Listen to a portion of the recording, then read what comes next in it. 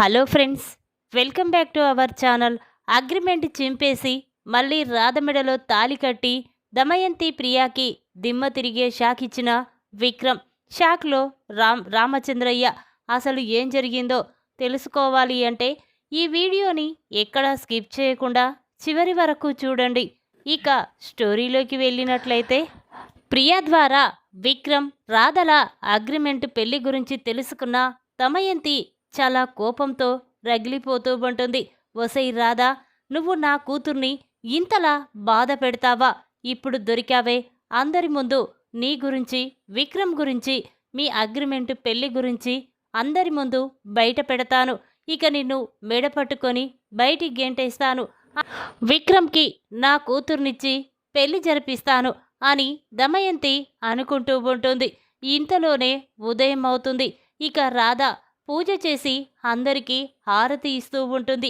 ఇంతలోనే దమయంతి ప్రియ అక్కడికి వచ్చి ఇక దమయంతి హారతి పళ్ళాన్ని కింద పడేస్తుంది. ఇక అది చూసిన అందరూ కూడా ఒక్కసారి షాక్ అయిపోయి చూస్తూ ఉంటారు. ఇక వెంటనే సునంద, ఏంటొదినా, నువ్వు ఏం చేస్తున్నావో నీకైనా అర్థమవుతుందా? ఎందుకు ఆ హారతి పళ్ళాన్ని అలా నేల కిసిరి కొట్టావు అనగానే అప్పుడు దమయంతి, ఏంటి, నీకు ఈ హారతి పళ్ళెం నేల కిసిరి కొడితేనే ఇంత కోపం వస్తుందే? మరి నీ కొడుకు కోడలు చేసిన ఆ పనికి మాకెంత కోపం రావాలి అని దమయంతి అనగానే అప్పుడు అందరూ కూడా ఆశ్చర్యంగా చూస్తూ ఉంటారు. ఏంటి, ఇప్పుడు నా కోడలు కొడుకు ఏం పని చేశారు అనగానే అప్పుడు దమయంతి, చూడు, ఈ విక్రమ్ నా కూతుర్ని పెళ్లి చేసుకోవడం ఇష్టం లేకపోవడంతో ఇక రాధని అగ్రిమెంట్ పెళ్లి చేసుకున్నాడు. ఈ నిజం మాకు తెలిసింది అనగానే ఇక అందరూ కూడా స్టన్ అయిపోయి చూస్తూ ఉంటారు. ఏంటొదినా, నా కొడుకు రాధని అగ్రిమెంట్ పెళ్లి చేసుకోవడమేంటి? ఏం మాట్లాడుతున్నావు అనగానే అప్పుడు దమయంతి, అవును, ఇన్ని రోజులు నీ కోడల్ని కొడుకుని వెనకేసుకొచ్చావు కదా, అడుగు, నీ కొడుకునే అడుగు. రాధని అగ్రిమెంట్ పెళ్లి చేసుకొని ఇంట్లో వాళ్ళందరినీ మోసం చేస్తున్నాడు. నిజమో కాదో తెలుసుకో అని దమయంతి అనగానే అప్పుడు సునంద, ఒరే విక్రమ్, చెప్పరా, నిజం చెప్పు. సునంద వదిన అనేది నిజమా అనగానే అప్పుడు విక్రమ్ కంగారు పడుతూ ఉంటాడు.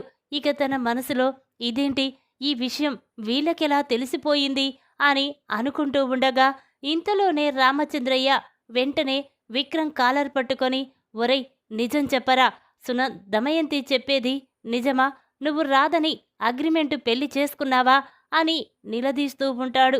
ఇక ఆ మాటలు విన్న విక్రమ్, అవును మావయ్య, అత్తయ్య చెప్పింది నిజమే, నేను రాధని అగ్రిమెంటు పెళ్లి చేసుకున్నాను అని చెప్పగానే ఆ మాటలు విన్న అందరూ కూడా ఒక్కసారే షాక్ అయిపోయి చూస్తూ ఉంటారు.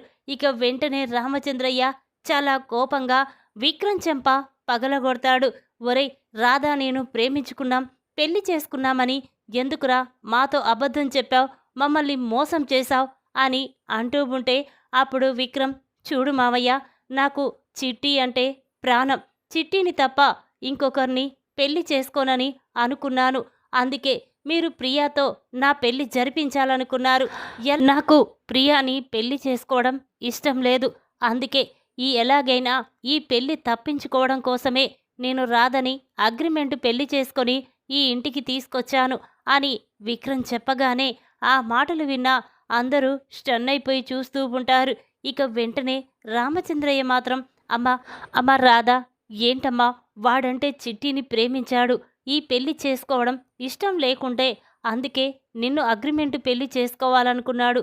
మరి నువ్వు వాణ్ణి ఎందుకు అగ్రిమెంటు పెళ్లి చేసుకున్నావు చెప్పమ్మా అనగానే అప్పుడు రాధా, చూడండి గురూజీ, మా నాన్న చెయ్యని తప్పుకి జైలుకు వెళ్ళాడు. అందుకే మా నాన్నని బయటికి తీసుకురావడం కోసమే నేను కూడా విక్రమ్ గారితో అగ్రిమెంటు పెళ్లికి ఒప్పుకున్నాను అని రాధ చెప్పగానే ఇక ఆ మాటలు విన్న దమయంతి చాలా కోపంగా, చూసారా బావగారు, వీళ్ళిద్దరూ ఎలా మనల్ని మోసం చేశారో. నిజంగా ప్రేమించుకొని పెళ్లి చేసుకున్న వాళ్ళు కూడా వీళ్ళలాగా నటించరు, నటనలో మాత్రం హారితేరిపోయారు. ఇక వీళ్ళ పెళ్లి నిజం కాదని తెలిసింది. ఇక ఒక్క క్షణం కూడా రాధ ఇంట్లో ఉండడానికి వీల్లేదు అని చెప్పి దమయంతి ఇక వెంటనే రాధ మెడ పట్టుకొని బయటికి గెంటేస్తూ ఉంటుంది. ఇక అది చూసిన అందరూ కూడా ఒక్కసారే షాక్ అయిపోతారు. ఇక సునంద మాత్రం, వదిన, ఏంటొదిన, ఎందుకలా రాధని బయటికి గెంటేస్తున్నావు? చూడు, రాధతో పాటు విక్రమ్ కూడా తప్పు చేశాడు. వాళ్ళ తప్పుని సరిదిద్దాలి. అంతేకాని ఇలా బయటికి గెంటేయడం మంచిది కాదు. వదులు వదిన అని సునంద అంటూ ఉంటే అప్పుడు దమయంతి, చూడు, ఇన్ని రోజులు విక్రమ్ రాధని పెళ్లి చేసుకున్నాడని అనుకున్నాను. కానీ పెళ్లి చేసుకోకుండా ఒక అమ్మాయి ఈ ఇంట్లో ఉండడం తప్పు. అందుకే బయటికి గెంటేస్తున్నాను.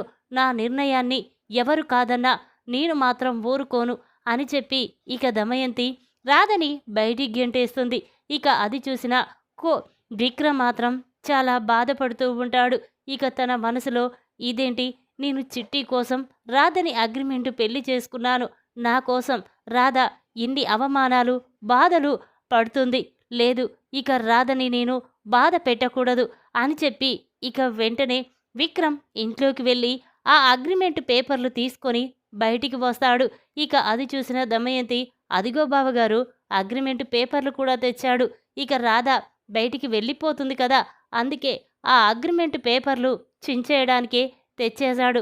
చూడు విక్రమ్, వెంటనే ఆ అగ్రిమెంట్ పేపర్స్ చించేసి ప్రియాని పెళ్లి చేసుకో అని దమయంతి అనగానే అప్పుడు విక్రమ్, సరే అత్త, నువ్వు చెప్పినట్టే చేస్తాను అని చెప్పి వెంటనే అగ్రిమెంట్స్ పేపర్సు రామచంద్రయ్యకి ఇచ్చి ఇక విక్రమ్ లోపలికి వెళ్తాడు. ఇక వెంటనే దేవుడు దగ్గర ఉన్న ఆ పసుపు కొమ్ము తీసుకొని ఒక తాడు కట్టి ఇక వెంటనే ఆ పసుపు కొమ్ము ఆ తాళిని తీసుకొని బయటికి వస్తాడు. ఇక వెంటనే రామచంద్రయ్య చేతిలో ఉన్న అగ్రిమెంట్స్ పేపర్లు తీసుకొని వెంటనే ఆ పేపర్లని చించేస్తాడు. అది చూసిన రాధ చాలా బాధపడుతూ ఉంటుంది. ఇక దమయంతి మాత్రం, చూడు రాధా, నిన్ను పెళ్లి చేసుకోవడం విక్రమ్కి ఇష్టం లేదు. అందుకే ఆ పేపర్స్ని చించేశాడు. ఇంకా చూస్తావేంటి, పద, ఇంట్లో నుంచి వెళ్ళిపో అని చెప్పగానే ఇక విక్రమ్, ఎందుకత్తా అంత తొందరపడుతున్నావు? రాధని నేను బయటికి పంపిస్తాను కదా, కాస్త ఆగు అని వెంటనే విక్రమ్, మావయ్య, మా ఇద్దరి మధ్య అగ్రిమెంట్ పేపర్లే అడ్డు కదా, అందుకే ఆ అగ్రిమెంట్ పేపర్లని చింపేశాను.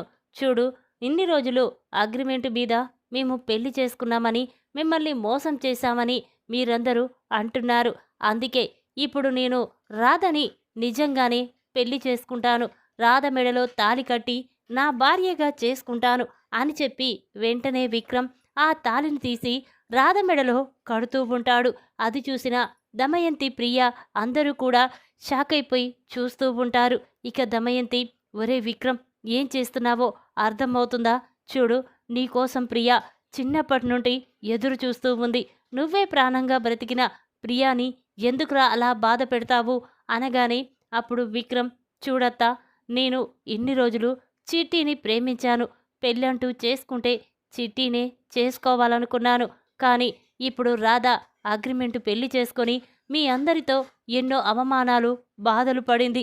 అందుకే రాధ బాధ తీర్చడం కోసమే ఇప్పుడు నేను రాధ మెడలో నిజంగా అందరి ముందు తాళి కడుతున్నాను. చూడు, రాధలో చిట్టిని చూసుకుంటాను అని చెప్పి ఇక విక్రమ్ రాధ మెడలో తాళి కట్టి ఇక ఇంట్లోకి తీసుకువెళ్తాడు. ఇక అది చూసిన దమయంతి, ప్రియ కోపంతో రగిలిపోతూ ఉంటారు. ఇక సునంద మాత్రం, ఏంటి దమయంతి, ఇంకా ఆలోచిస్తున్నావేంటి? ఇంతసేపు వాళ్ళిద్దరు అగ్రిమెంట్ పెళ్లి చేసుకున్నారు, రాధ ఇంట్లో ఉండకూడదు అన్నావు కదా. ఇప్పుడు విక్రమ్ నిజంగానే రాధ మెడలో తాళి కట్టి తన భార్యను చేసుకున్నాడు. ఇప్పుడేమంటావు అని చెప్పి సునంద అక్కడి నుంచి వెళ్ళిపోతుంది. ఇక దమయంతి మాత్రం, ఇదేంటి, వీళ్ళ నిజస్వరూపం బయట పెట్టి రాధని బయటికి గెంటించాలి అనుకున్నాను. కానీ ఇలా ప్లాన్ రివర్స్ అయ్యింది. నిజంగానే రాధని విక్రమ్ పెళ్లి చేసుకున్నాడేంటి అని అనుకుంటూ ఉండగా ఇక ప్రియా మాత్రం, ఏంటి మమ్మీ, ఇలా జరిగిందేంటి? రాధని బావని శాశ్వతంగా విడదీసి నేను బావచేత నా మెడలో తాళి కట్టించుకొని సంతోషంగా ఉండాలనుకున్నాను. కానీ ఇలా జరుగుతుందని అస్సలు ఊహించుకోలేదు అని ప్రియా, దమయంతి అనుకుంటూ ఉంటారు. ఇక రామచంద్రయ్య మాత్రం విక్రమ్ గురించే ఆలోచిస్తూ ఉంటాడు. ఇదేంటి, నేను చిట్టిని పెళ్లి చేసుకుంటాను, నా చిట్టి స్థానంలో ఎవరిని రానివ్వను అని చెప్పాడు. అలాంటి విక్రమ్ ఇప్పుడు రాధ మెడలో నిజంగా తాళి కట్టి తన భార్యగా చేసుకోవడమేంటి? నాకేమీ అర్థం కావడం లేదు అని చెప్పి ఇక వెంటనే రామచంద్రయ్య విక్రమ్ గదిలోకి వెళ్తాడు. ఇక వెళ్ళేసరికి విక్రమ్ ఒంటరిగా ఆలోచిస్తూ కూర్చుంటాడు. అది చూసిన రామచంద్రయ్య, ఒరే విక్రమ్, నువ్వు ఏం చేశావో నీకైనా అర్థం అవుతుందా? చూడు, చిట్టిని తప్ప వేరే అమ్మాయిని పెళ్లి చేసుకోనని చెప్పావు. మరి మళ్ళీ రాధ మెడలో ఎందుకు తాళి కట్టావు చెప్పరా అనగానే అప్పుడు విక్రమ్, ఏంటి మావయ్య, నేను నా గురించి నీకు తెలియదా? చూడు, నేను చిట్టినే పెళ్లి చేసుకున్నాను అని చెప్పగానే రామచంద్రయ్యకి ఏమీ అర్థం కాదు. ఒరే విక్రమ్, ఏం మాట్లాడుతున్నావురా? చిట్టిని పెళ్లి చేసుకోవడమేంటి అనగానే అప్పుడు విక్రమ్, చూడు మావయ్య, రాధ ఎవరో కాదు, నీ కూతురు చిట్టి. నేనుండి చిన్నప్పుడు దూరమైపోయిన నీ కూతురు చిట్టినే ఈ రాధ అని చెప్పగానే రామచంద్రయ్య ఒక్కసారి షాక్ అయిపోయి చూస్తూ ఉంటాడు. ఒరే విక్రమ్, ఏంట్రా, రాధ నా కూతురు చిట్టి ఏంట్రా, ఏం మాట్లాడుతున్నావు అనగానే అప్పుడు విక్రమ్, అవును మావయ్య, ఈ రాధే చిట్టి. ఒకరోజు నేను సీనయ్యని జైల్లో కలిశాను. ఈ సీనయ్య రాధ గురించి చాలా బాధపడుతుండేవాడు. పదే పదే పద్మమ్మ గురించి కూడా చెప్పేవాడు. కానీ ఇంతలోనే సీనయ్య పద్మమ్మకి ఒక విషయం చెప్పమని నాతో చెప్పాడు. ఆ రోజు నేను పద్మమ్మ కోసం సీనయ్య ఇంటికి వెళ్ళాను. ఇక అక్కడికి వెళ్ళేసరికి గోడకి ఒక ఫోటో తగిలిచ్చి ఉంటుంది. ఆ ఫోటోలో ఉన్నది ఎవరో కాదు, చిట్టి. చిట్టి చిన్నప్పటి ఫోటో సీనయ్య ఇంట్లో చూసి నేను ఒక్కసారే షాక్ అయ్యాను. ఇదేంటి, చిట్టి ఫోటో వీళ్ళ ఇంట్లో ఉందేంటి? అసలు చిట్టికి వీళ్ళకి ఏంటి సంబంధం? ఇప్పుడు చిట్టి ఎక్కడ ఉంది అని నా మనసులో అనుకున్నాను. ఇక వెంటనే రాధమ్మని మన చిట్టి గురించి అడిగాను. ఇక రాధమ్మ మొత్తం నిజం నాతో చెప్పింది.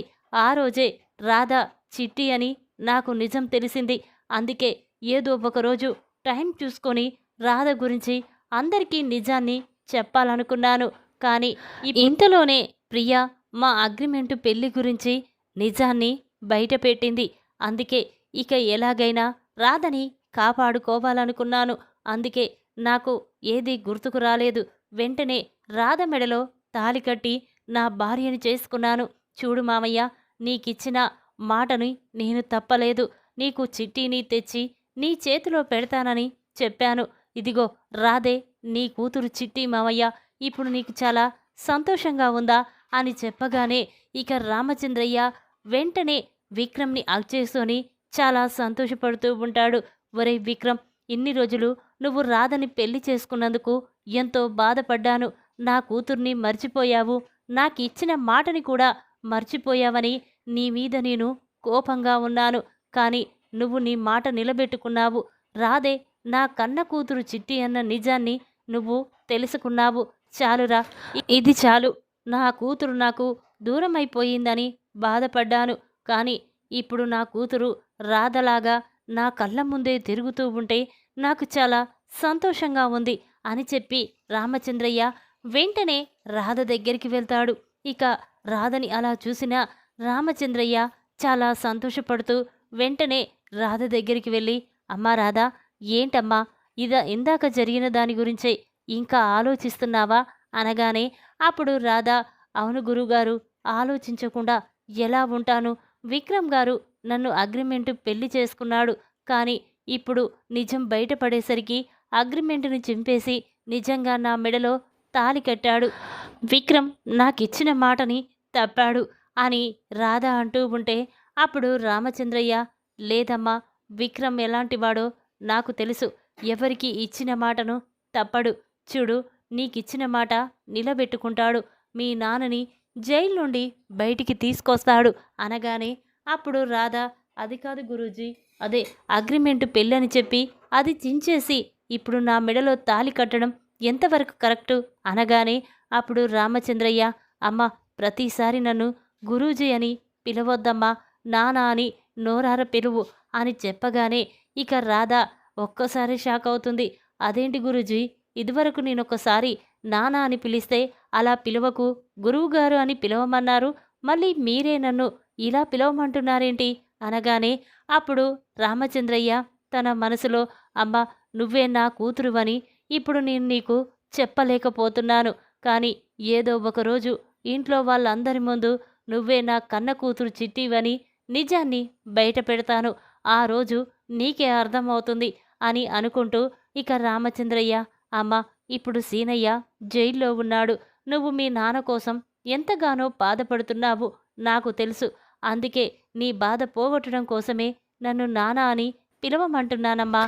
ఇష్టం లేకపోతే వదిలేయమ్మా అని రామచంద్రయ్య అనగానే అప్పుడు రాధ, లేదు నాన్న, మీరంటే నాకు చాలా ఇష్టం. నాన్న అనే పిలవాలని ఉంది. కానీ మీరు ఆ రోజు పిలవద్దు అని చెప్పిన దగ్గర నుండి ఇక నేను ఆ మాటని మానేశాను అనగానే అప్పుడు రామచంద్రయ్య, లేదమ్మా, నేనిప్పుడు చెప్తున్నాను కదా, ప్రతిరోజు నువ్వు నన్ను నాన్న అనే పిలువు అని చెప్పి ఇక రామచంద్రయ్య రాధని హగ్ చేసుకొని చాలా సంతోషపడుతూ ఉంటాడు. చూడమ్మా, ఇంట్లో వాళ్ళు ఇక నుండి ఎవరు ఏమన్నా నిన్ను నేను ఊరుకోను అని చెప్పి రామచంద్రయ్య, పదమ్మా భోజనం చేద్దాం అని చెప్పి ఇక రాధని డైనింగ్ టేబుల్ దగ్గరికి తీసుకొస్తాడు. ఇక అందరూ కూడా భోజనం చెయ్యడానికి అక్కడికి వస్తారు. ఇక రామచంద్రయ్య రాధకి భోజనం తినిపిస్తూ ఉంటే అది చూసిన దమయంతి, ప్రియ షాక్ అయిపోయి చూస్తూ ఉంటారు. ఇక వెంటనే దమయంతి, ఏంటి బావగారు, ఏం చేస్తున్నారు? రాధ, విక్రములు పెళ్లి చేసుకున్నారని మేం వాళ్ళ మీద ఎంతో కోపంగా ఉన్నాం. నా ప్రియ, నా కూతురు జీవితాన్ని నాశనం చేసిన ఈ రాధకి దగ్గరుండి మీరు భోజనం తినిపిస్తున్నారంటే ఏమనుకోవాలి? నీకు ప్రియా కంటే రాధే ఎక్కువైపోయిందా? అయినా మేం బాధపడుతుంటే నువ్వు మాత్రం రాధతో చాలా సంతోషంగా ఉంటున్నావా అని దమయంతి అంటూ ఉంటే అప్పుడు రామచంద్రయ్య, చూడు దమయంతి, విక్రమ్ రాధని ఇష్టపడి పెళ్లి చేసుకున్నాడు. ఇప్పుడు కాదన్నా అవునన్నా, వాళ్ళిద్దరూ భార్యాభర్తలు అగ్రిమెంటు చించేశారు. నిజంగా పెళ్లి చేసుకున్నారు. ఇంకా ఏం కావాలి? అందుకే రాధలో నేను చిట్టిని చూసుకుంటున్నాను అని రామచంద్రయ్య అనగానే ఆ మాటలు విన్న ఇద్దరూ కూడా స్టన్ అయిపోయి చూస్తూ ఉంటారు. ఇక తన మనసులో, ఇదేంటి, ఎప్పుడూ లేనిది బావగారు రాధలో చిట్టిని చూసుకుంటున్నానని అంటున్నాడేంటి? ఒకవేళ ఈ రాధే ఆ చిట్టి కాదు కదా అని దమయంతి కంగారు పడుతూ ఉంటుంది. ఇక రామచంద్రయ్య మాత్రం రాధని కంటికి రెప్పలా కాపాడుకుంటూ ఉంటాడు. అది చూసిన సునంద కూడా చాలా సంతోషపడుతూ ఉంటుంది. అన్నయ్య మాత్రం విక్రమ్ పెళ్లి చేసుకున్నందుకు నా మీద ఎంతో కోపంగా ఉండేవాడు. కానీ ఇప్పుడు రాధతో చాలా మంచిగా కలిసిపోయి సంతోషంగా ఉంటున్నాడు. అది చాలు. అన్నయ్య నా కోడలిలో తన కూతుర్ని చూసుకుంటున్నాడని చెప్పడంతో నా మనసు చాలా ప్రశాంతంగా ఉంది అని సునంద అనుకుంటూ ఉంటుంది. ఈ విధంగా అగ్రిమెంట్ చింపేసి రాధ మెడలో మళ్ళీ తాలి కట్టి దమయంతి ప్రియాకి దిమ్మ తిరిగే షాక్ ఇచ్చిన విక్రమ్. షాక్లో ప్రియ. ఈ వీడియో కనుక మీకు నచ్చినట్టయితే లైక్ చేయండి. మరిన్ని వీడియోల కోసం మా ఛానల్ని తప్పకుండా సబ్స్క్రైబ్ చేసుకోండి. Thanks for watching.